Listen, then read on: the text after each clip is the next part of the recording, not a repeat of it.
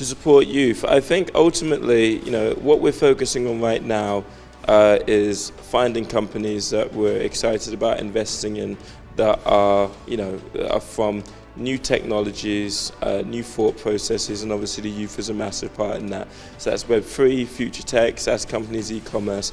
I think if you're providing infrastructure in an environment, then you're helping the youth. That's the most important thing, that the infrastructure for growth, right? And I think if we can keep doing that and keep helping companies grow, it's going to provide a better ecosystem in the Middle East. Obviously, I live in Dubai, but hopefully we can expand as much as possible throughout the MENA region to help people grow. We're also working on sustainability projects across North Africa, Sub-Saharan Africa, South Africa, so that there is more sustainable energy, cleaner energy, and sustainability goals are being struck as well. And so there's a number of things that are important to us, predominantly from the perspective of infrastructure for employment and energy infrastructure, so it's cleaner and better.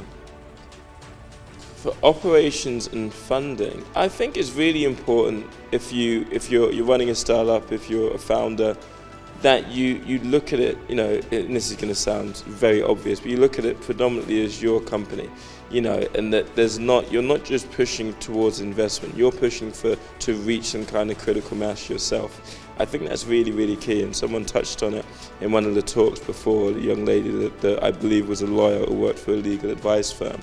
It's really important to have a mindset, if you have a startup, that you're not just pushing with venture capital funding. You want to get to a stage where you can support yourself, and that you're not beholden to someone else's money in order for you to do well. I think that's really, really key, because if you get to that stage where it's where they need you more than you need them, it's a much, much better deal you're going to get.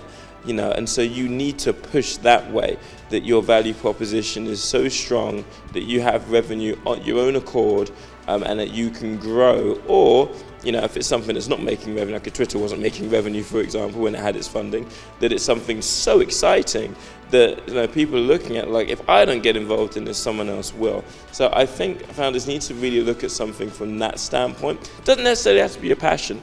Everyone talks about, oh, you have to love it, and that's not necessarily true, really, though, is it? Some people get involved in concrete. I'm sure they don't love concrete. It doesn't have to be that thing, but it has to be something that you believe in. I was talking about Dubai before, and the fact Dubai is going to grow so much over the next 20, 30 years. I'm sure so is Abu Dhabi, so is Saudi.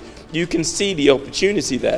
There's an opportunity in real estate, there's an opportunity in infrastructure, in job creation. There's going to be things that are needed. In Jamaican restaurants, in Egyptian restaurants, people are going to want these things. You can see it, right?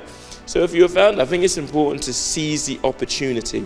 Capitalizing on the opportunity, to me, is what's most important. And if you can see that, then you can do something with it, you can grow with it, and you can get it to a stage where then if you want to scale up and you need help from a monetary standpoint, then you can utilize that efficiently.